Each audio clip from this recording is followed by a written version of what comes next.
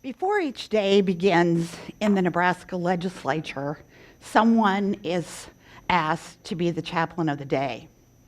When I took my term, I chose the prayer of Eleanor Roosevelt, a nightly prayer that she spoke and prayed each night.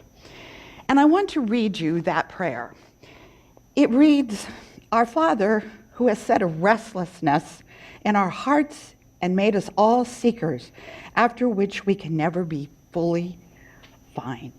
Forbid us to be satisfied with what we make of life. Draw us from base content and set our eyes on far-off goals. Keep us at tasks too difficult that we may be driven to your strength. Deliver us from fretfulness and self-pitying, and make us sure of the good we cannot see and of the good in this world. Open our eyes to simple beauty all around us and our hearts to the loveliness that men hide from us because we try not to understand them.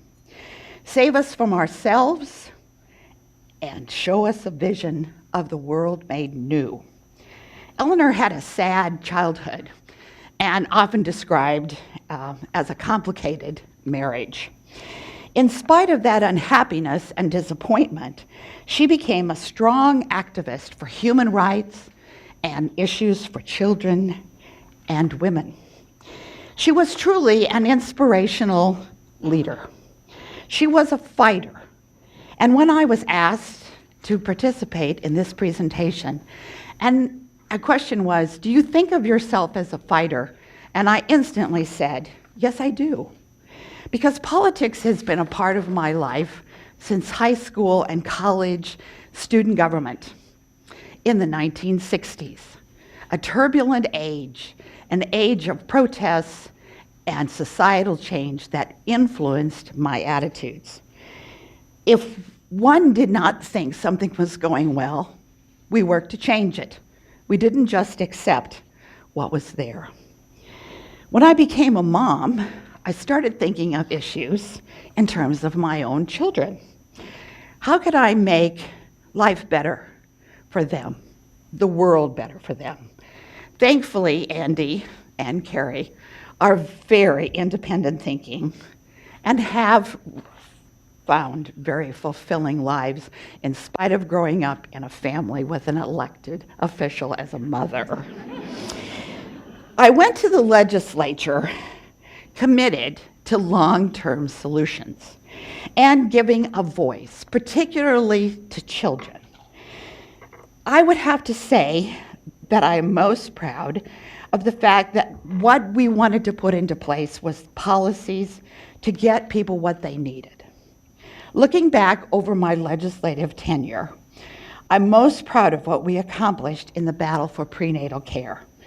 Each Nebraska baby should have a healthy start, just like our grandsons, Will and Zach. They are two happy, healthy, and much-loved boys. Nebraska had a long history of providing prenatal care to all women in the state of Nebraska who were eligible for Medicaid. This policy was suddenly changed, and Speaker Mike Floyd approached me on the floor of the legislature one day and said, "Did you read that article? Are we going to do something about this? Would you do something about this?" And I said, "Absolutely." And so I introduced LB 599 to reinstate prenatal coverage for all Nebraska pre-citizens, no matter the status of their mothers. We had to suspend the rules of the legislature in order to get the bill on the floor, but unfortunately it failed. I reintroduced the bill the next year, and by passage, we got from 30 courageous senators who worked with a broad base of advocates all across the state. We overcame the governor's veto in the last vote on the last day of the session, and this was my most memorable and vivid moment in the legislature. The work was really a precursor to expand Medicaid. All 4 Medicaid bills called for Nebraska to accept federal funds and Medicaid dollars to provide coverage for low-income working Nebraskans who lacked insurance. To me, this is the most disappointing part of the last 8 years. I think about people like Amanda and Paulette so often, people who don't have access to the same medical care we have.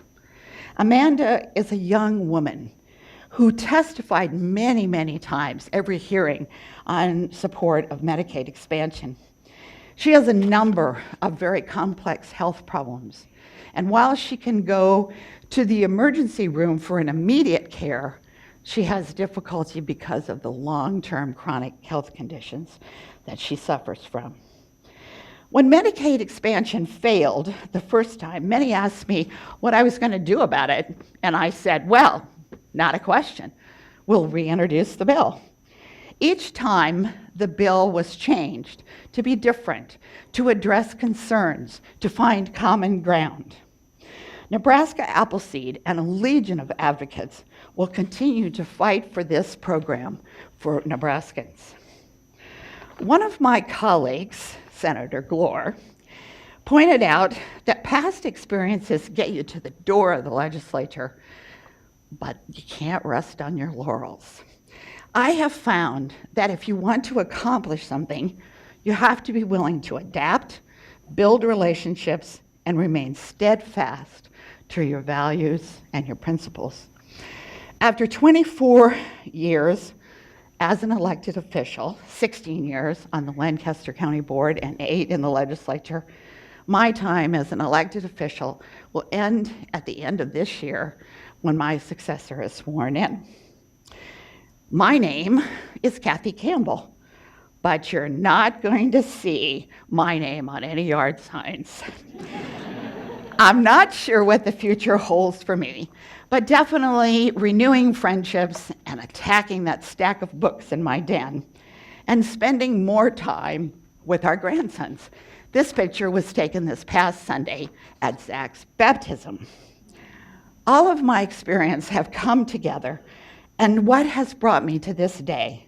Now it's almost time for a new chapter. And so once again, I listened to Eleanor Roosevelt, who said, with a new day comes new strength and new thoughts.